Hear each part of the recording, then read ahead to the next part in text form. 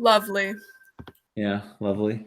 Can I hear one thing from every single person? That would be really cool if everyone got on camera for 5 seconds and said hi.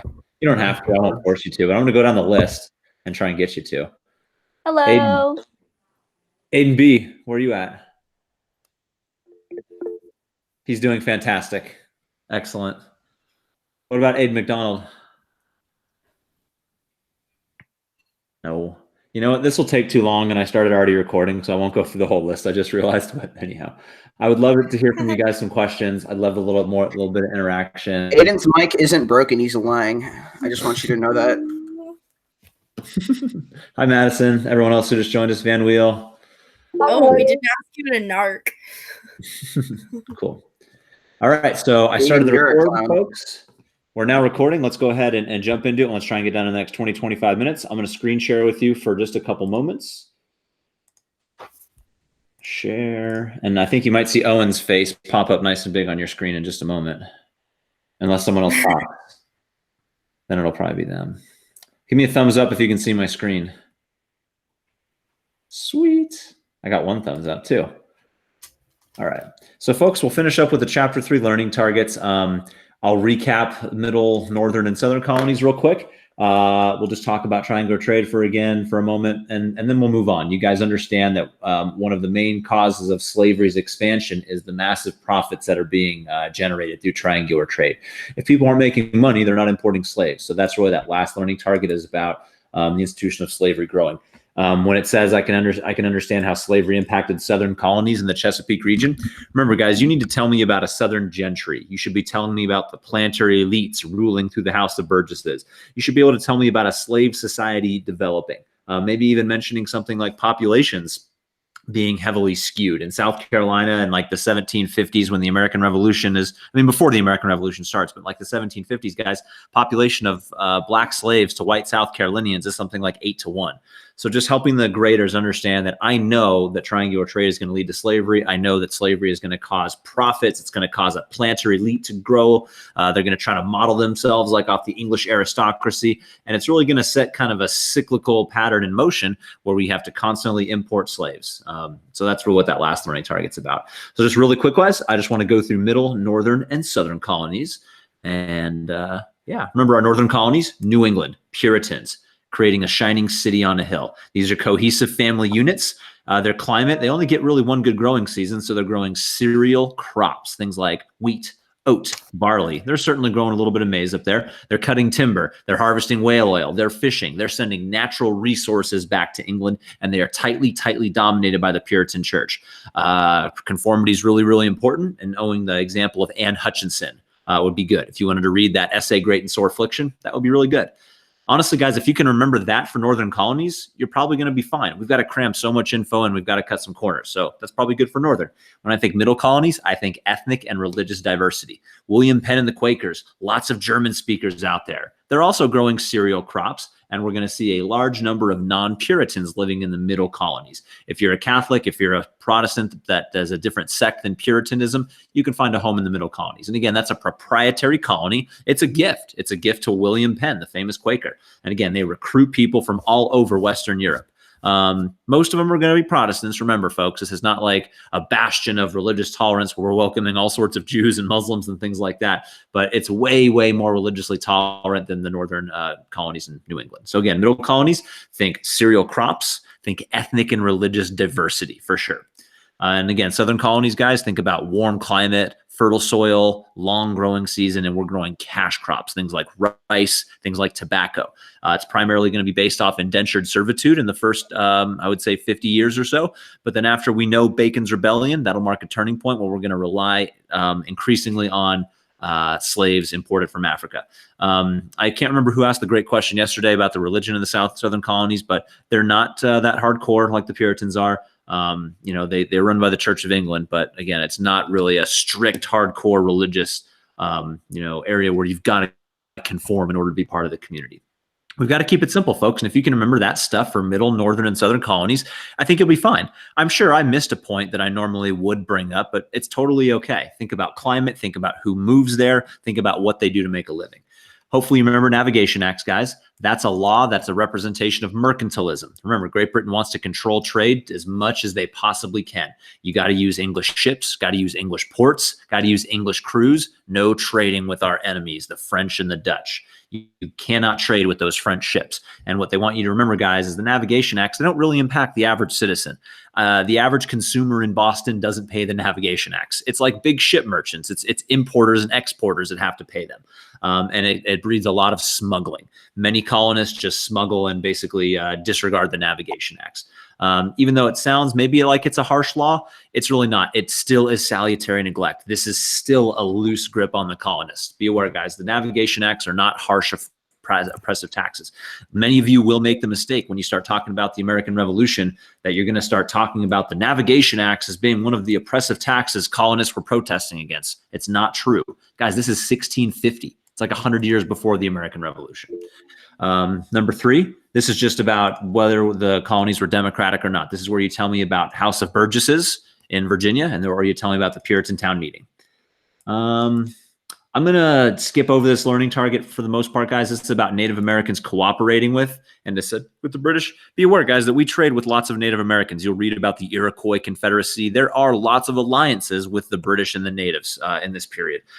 I don't think you're going to be tested on them. I don't think it's that important. I think it's way more important to know either Metacom's War or the Pueblo Revolt. We talked about Metacom's War in the last episode. So if you missed it, be sure to check out the last episode where we talked about Metacom's War. Triangular trade, piece of cake, guys. Remember, we looked at the image. What's going on where? Manufactured goods from Europe, slaves from Africa, raw materials from the New World, things to make money off of, cash crops, everything like that. Middle Passage we know is about slavery. And then how does slavery impact the Chesapeake? We already talked about that. That's what we started off with, the slave society, changing demographics of Southern gentry. Look up at the vocab, folks. All those vocabulary terms, except for really Dominion of New England. Yeah, don't worry about Dominion of New England or Glorious Revolution. Don't worry about them, please. Oh, Stono Rebellion. That's a good one, guys. If I'm talking about the impact of slavery on the Southern colonies, we are going to see slave rebellions. That's a famous one in the 1730s. Obviously, it's not successful, but you guys understand how slave revolts work. Nat Turner is going to be the more important one in the 1730s, almost 100 years later. But be aware, there are examples of African Americans resisting their status in this society in the 1600s, or 1700s rather, and that's Stono Rebellion. You know salutary neglect.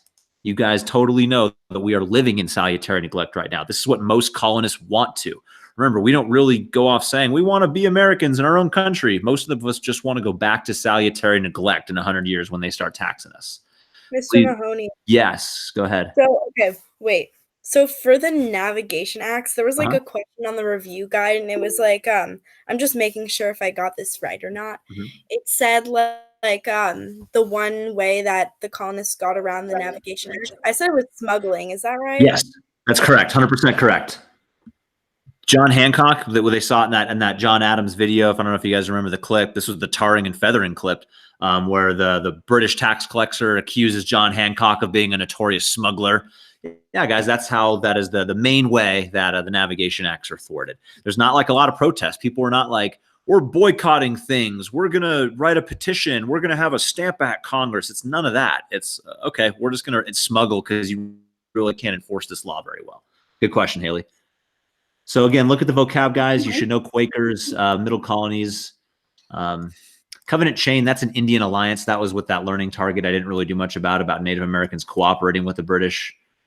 South Atlantic systems critical, salutary neglect. Chattel slavery, guys, that's just property slavery. That's the property principle. It's treating African slaves like pieces of property. That's what that means. You probably will not have to know it, but just recognizing what it is makes you smarter. And obviously the maritime port economy, one of the most important impacts, guys, because historians will argue that this economic freedom and this economic development that occurs in the New World will kind of lead to a unique sense of identity. And really start to make these people in these port cities and port economies feel like we're really not British. We got our own thing going on here. Obviously, there's much more to the story of that, but be aware of the maritime port economy's significance, not only for economic significance, but for breeding a sense of independence free of Great Britain. I would argue that. I think that's all I'm going to say on chapter 3, guys. Remember, these standards on the left, these are statements, folks. They're like good, high-quality thesis statements. Look at this one right here. Ooh, someone was chuckling. An Atlantic economy developed in which goods as well as enslaved Africans and Indians were exchanged between Europe, Africa, and the Americas through extensive trade networks. Those are all just thesis statements. So be aware, you can look through them. Cool. Unless there's any questions on chapter 3 and, triangular trade or anything from there, we'll move on. Yeah. We'll do a little bit of chapter 4. Yeah, speak up. Okay. So, the Pueblo Revolt. Yeah. Would you argue that is why people okay. Let me rephrase. The Pueblo Revolt, is that why people started moving to Louisiana, or is that different because they're Spaniards, not French? That's different. The Pueblo Revolt is a semi-successful episode of native resistance of Spanish colonization. So Spanish, remember, they are trying to essentially enslave the natives through the encomienda system. They are attempting to convert the natives to Catholicism, and there is a successful revolt. And I don't remember the exact year of the Pueblo Revolt, Alex, but they are successful at driving the Spanish basically out of New Mexico for a period of a couple decades. Now, we know the Spanish are going to come back in and take it. And I wish I had more details off the top of my head, but it's not connected to Louisiana. Louisiana, remember, as soon as the French get up in those Great Lakes region, they can sail all the way down the Mississippi River. So the settlement of Louisiana is related to French fur trapping. Mm-hmm. Okay, thanks. Hopefully that answered the question. I know that was really vague on the Pueblo Revolt, but it's just simple because I personally haven't reread the paragraph. We could reread the paragraph on Pueblo Revolt. I personally choose to focus on Metacom's War instead because you don't have to know both, but yeah, understanding that there's going to be resistance against the British by the natives. There's going to be resistance against the Spanish by the natives. We have a couple examples. Hopefully that was helpful. Cool. Anyone else have a question for chapter 3 before we move on, guys? All right, let's look at number 4. I think we'll just focus on the First Great Awakening. This is really kind of the end of salutary neglect. We'll talk about the First Great Awakening and the Enlightenment, and then I think we'll save kind of, end of salutary neglect for another day. But scan the vocabulary up here, guys. The important ones for what we'll talk about now are these ones. Things like the Enlightenment, First Great Awakening, revivals, old lights and new lights, and that dude George Whitefield. Maybe also knowing Anglicans would be good. But yeah, I think that's what we'll stick with today. So remember, First Great Awakening, folks. I guess I can stop screen sharing for a moment. Sweet. So First Great Awakening, folks, remember that's 1730s. And that is a period highlighted by a new sense of religious freedom in the United States. When you see First Great Awakening, I want you to instantly think, oh, that's kind of the reason why our founding fathers wrote in freedom of religion into our founding documents. Remember, the First Great Awakening, guys, is a period where huge numbers of people are essentially saying that I've had a revelation from God, and he has told me that I don't need the clergy to worship you. I have the ability to speak to God directly my own way. I can pray and talk to him. I can read the Bible and discuss it with my family members, and we can interpret it for ourselves. We don't have to have the clergy dictating to us what God's word is. We can interpret this ourselves. And this is where you're going to start to see people questioning of early Protestant doctrine. This is where you're going to start to see men like George Whitefield and Jonathan Edwards. If you're talking about the First Great Awakening, guys, you probably have to mention one of those two preachers. Those are, again, famous traveling preachers of the day. Those guys roam the American countryside, giving out thousands and thousands of speeches. They're very, very popular and widely known. Lots of Americans have seen them speak or have read a transcript of their speech. And again, they're preaching this idea about being born again. And this is about just simply asking God to come into your heart. It doesn't matter if you're a sinner. All you got to do is ask God to come into your heart, and you can be born again. You can be washed free from your sin, and then you can start living an upright, moral Christian life. You can be saved. There's no predestination. This idea that oh, God chose you from birth for heaven, that's out the window, guys. And, I'm not personally religious, but this idea of Christianity is way, way more democratic and way more about expressing personal freedom than earlier forms of Christianity. Again, it's going to lead to the creation of new religious sects. There's probably 6 or 7 that come out. We could look on Wikipedia what they are. The Second Great Awakening, as you guys know, in the 1830s, that's when we're going to have 100 Protestant sects created. But again, First Great Awakening, people questioning traditional religious authority and people really advocating for individual communication with God. Again, folks, this is going to lead to ideas about the importance of a lack of state-sponsored religion. Americans do not want to see an official state, or I should say, we're still British at this point in the 1730s. British colonists are not wanting to see a state-sponsored religion in the colonies. They're speaking out against it. They are essentially creating their own sects, like we've talked about many times. And I think I've kind of I'm beating a dead horse now. On your vocabulary, guys, there's the phrase old lights and new lights. New lights would be men like Whitefield. These are the men speaking about having a personal relationship with God. Old lights would be men like talking about, predestination, and you gotta, you gotta have essentially be chosen by God. There's no way you can get there through works. You can't be born again. There is no second birth. So the key phrase in there, guys, is being born again. It's about not having to use the clergy to have access to God, essentially. Let me look at the learning targets again, see if there's anything else that jogs my memory. First Great Awakening, George Whitefield. I really, truly, again, guys, connect this, please, to the push for religious freedom. Connect this to the idea of no state-sponsored religion. Remember, Thomas Jefferson's going to publish something, and I'll screen share again. One of Thomas Jefferson's most proud achievements is not being president. Hopefully my screen is sharing new. It's the Virginia Religious Freedom Jefferson. Virginia's going to get this passed through in the 1700s, guys, about Virginia's statute on religious freedom. And again, this is really, really fundamental. This is really why the First Great Awakening is so important. It's this idea that this is way too much to read before we find it. Okay. Actually, that is not too much. The Virginia Statute for Religious Freedom is a statement about both freedom of conscience and the principle of separation of church and state. Written by Thomas Jefferson and passed by the Virginia General Assembly. So guys, even though the date's a little bit later on this is a good 40 some odd years after the First Great Awakening. The First Great Awakening causes this idea to become popular. If you don't have the First Great Awakening, you don't have Thomas Jefferson. And again, look at Thomas Jefferson's birth year. Jefferson's born kind of at the tail end of the First Great Awakening. If you don't have all those ideas about religious freedom spinning around in the 1730s, you don't have Jefferson and other men really adopting that as an important part of government, frankly, the idea of no state-sponsored church. So I think that's a good thing to speak on. If you're talking about the First Great Awakening, they would love it if you would talk about this as well. Any mention of the First Great Awakening should really, really mention this religious freedom component of it as well, and why that's really ingrained in our ideas. I'm not aware of a lot of other countries in the world that specify religious freedom like we do. So anyhow. Am I missing good conversation? I'm over here talking away, and we got Owen and all these other jive turkeys talking about nothing. Cool. Oh, what about Rhode Island? Rhode Island, that's a haven for people who are not conforming to the Protestant church. It's led by a dude named Roger Williams. Roger Williams is a pastor in Boston in the 1640s, and I don't even remember what he says against the Puritan church, but he's essentially banished from the Massachusetts Bay Colony and sets up his own operation of religious dissenters in Rhode Island. I honestly don't know anything more about it. Do you have anything to add to it?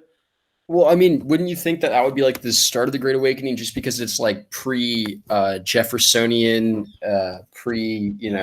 Virginia and all that stuff with the Chesapeake colonies? I mean, he's basically just says like freedom for all Christians, and basically in order to protect Catholics, the whole like Lord Baltimore thing going. You could make that connection, Powell. I didn't in my head, honestly, but I think you could definitely make that connection. That is a good 100 years before the First Great Awakening, but we're just trying to make connections. You know what I mean? So yeah, I think I can see that. And you highlighted another person that's not on the vocab list, but it's very, very good. Lord Baltimore. Even today, guys, Baltimore, Maryland is a Catholic haven. Huge percentage of Catholics in Baltimore, Maryland, and it stems from that right there. I honestly don't know anything about Lord Baltimore other than Maryland is a Catholic haven in this period. And again, they consider that a middle colony, by the way. Even though it seems kind of Chesapeake-ish, it's right there with Virginia. They do grow some tobacco there. A lot of people even consider it kind of south. You know what? Don't forget I said that. Please don't. You know what?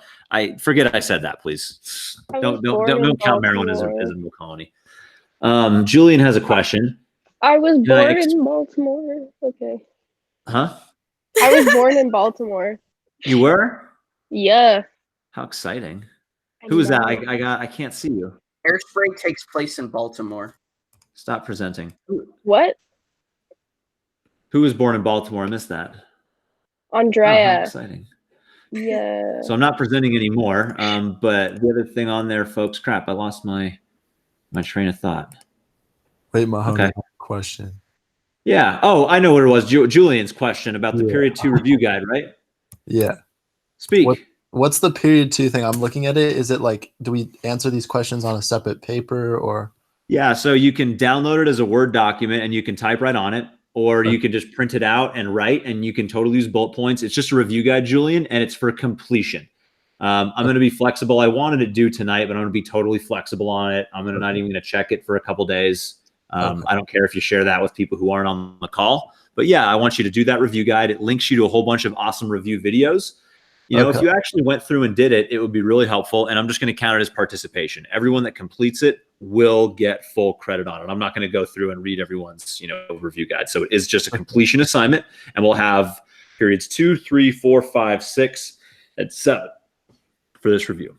All right. So those are are we still doing reading notes or no?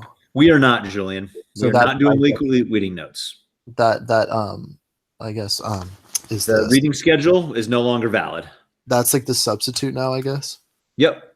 And we're still doing quizzes on these chapters? Nope. So that's the only assignments. That's the only assignment. So with that said, Julian, there's a really good chance that I might, and I'll give you guys like a day's notice. There's a really good chance, and I won't do it for tomorrow, but for Friday, but there's a good chance next week I'll throw a random short answer question on there, and I'm gonna make you guys do it. So I'm not gonna count as a quiz. It'll probably count as completion.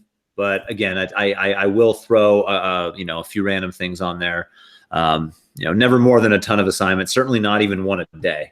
It's going to be those review guides, and then maybe like one question a week or something like that. But again, I'll be very, very clear and make sure, hey guys, I threw a short answer up on there, and I need you to do it if you want that completion grade, kind of like that. All right, for sure. Thank you. Cool. All right, I think we should probably cut it here, folks. I talked about First Great Awakening, and I think I covered that pretty well. Connect it to 1 second for Square Share. First Great Awakening, we're good. Middle Colonies. Oh, Enlightenment. Let's just talk Enlightenment real quick. You guys know Andrea? What are you presenting? Madison Sneed had a question, I think. Maybe not.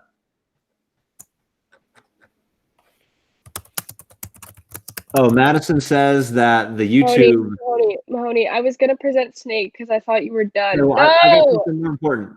I got something more important. Madison Sneath says the YouTube videos are apparently blocked on our YouTube. So I will approve them, Madison. Yes, I'll go in. And yeah, thanks. You're a little bit inappropriate, Mahoney. I'm sorry, they were so inappropriate. All right, final topic. Andrea, stop sharing. Okay. Final topic, guys, is the Enlightenment, and this will take us 2-3 minutes, and then I'll be done. You guys know what the Enlightenment is. It's a European phenomenon in the 1600s and 1700s that stresses new political thoughts, ideas about separation of powers. Like, dude, why do we have a monarchy?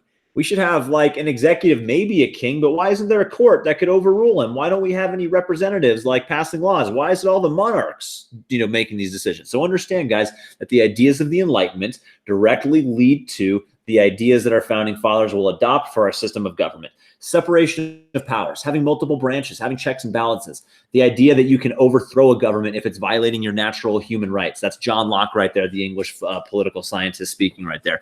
If your government's violating your natural rights, overthrow them. It's legitimate. You have other French dudes like Montesquieu speaking about separation of powers.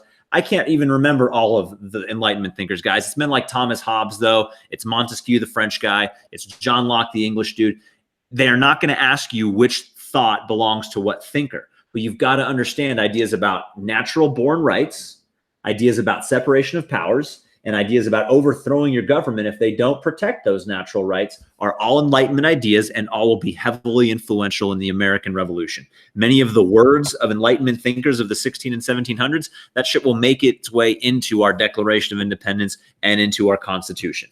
The Enlightenment is absolutely critical for the founding of our nation. Most of our founding fathers come of age when the Enlightenment thinkers are publishing a lot of their stuff, and whether it's in French salons or in British political publications. Understand the connection between the Enlightenment, our founding fathers' development, and our founding documents. Having to convince people that it's okay to break away from Great Britain. Guys, if you're talking about the Enlightenment, you should be telling me about what book. What book do I want you to mention? American Revolution, Enlightenment, what book? Common Sense. Common Sense. Thank you, Powell. Thomas Paine, baby. Thomas Paine is going to Richard. use the ideas of the Enlightenment and talk really, really simply and plainly. He's going to talk to really, really just average British colonists and convince them that not only do we have the right to break away from Great Britain, this is exactly what we should be doing because Great Britain is violating our natural rights as human beings. If you can understand that, guys, you don't even have to remember the names of the Enlightenment thinkers. I can remember things like Montesquieu and Thomas Hobbes and John Locke. Don't even need that, guys. But separation of powers, natural rights, overthrowing governments who don't uphold your rights is good. The other thing that's important is a social contract. Guys, you don't get to do whatever you want in this country. You don't have ultimate freedom.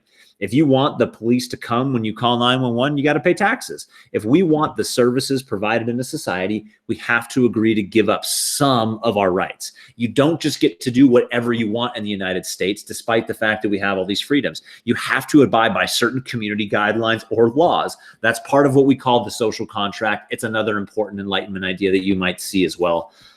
We all have engaged in a social contract. If you want to live in the United States, you have essentially agreed to do a couple of things or not do a couple of things, depending on what you're specifically talking about. Understand what a social contract is. I don't think that will come up, but please know the connection between the Enlightenment as a European political phenomenon of the 16 and 1700s and the connection to the American Revolution. Guys, extend it even further. Extend the Enlightenment to the Haitian Revolution. Toussaint Louverture, when he's leading the Haitian slave revolt in 1802, he's well aware of what the Enlightenment thinkers are saying. He's read the American Declaration of Independence. He's read the French Declaration of Rights of Man.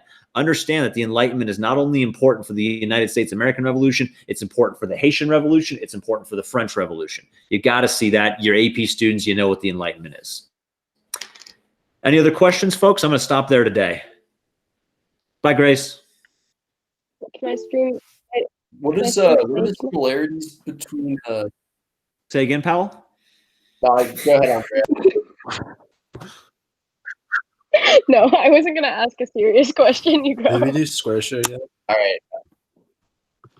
Yeah. Once questions are done, I just want to make sure that no one has anything else academic to talk about. We good to go? What are the similarities between New England and the Chesapeake colonies, other than the fact that they have their own British governments? They're British. They have basic forms of participatory democracy. So you're writing these down. They are British. They have basic forms of participatory democracy, and you know the examples: the town meeting or the House of Burgess. They do not attempt to convert natives to Christianity. They typically don't intermarry with the natives. We know the Spanish do. We know the French do. The British don't. And they will oftentimes have hostile relationships with the natives. Those would be the 5 similarities I can think of off the top of my head, Powell. Cool. Folks, no square share. Aw. Why? What do you want to square share? Favorite whale. Lauren Frank's doing really well. He's having fun at the house in Utah, enjoying the porch. He's doing really good. Thank you for asking and checking on him, Lauren. I don't know where he's laying over there, but he's happy. Good activity to do during quarantine. A good activity, a puzzle, or learning to play a musical instrument. Like buy a cheap acoustic guitar on Amazon for like $100 and teach yourself some chords. I don't know. Are you in Utah right now? Yes. Well, technically Arizona. Since I lost all my bookings, I own this Airbnb house, and we lost like $10,000 of bookings. And so I said, hey, if I'm going to sit alone in Fairfax in an empty house, why don't I call my brother? And my brother's teleworking. He's, everyone's working from home. So we're sitting in our vacation house, enjoying it since we lost all our bookings. That's exactly what I did for the past few days in Mendocino. Nice. Yeah, everything's closed though up here. All the stuff for the Park Service runs is closed. Everything's pretty closed. So we're just kind of relaxing and doing chores around the house. And yeah. You play any more Mario Kart?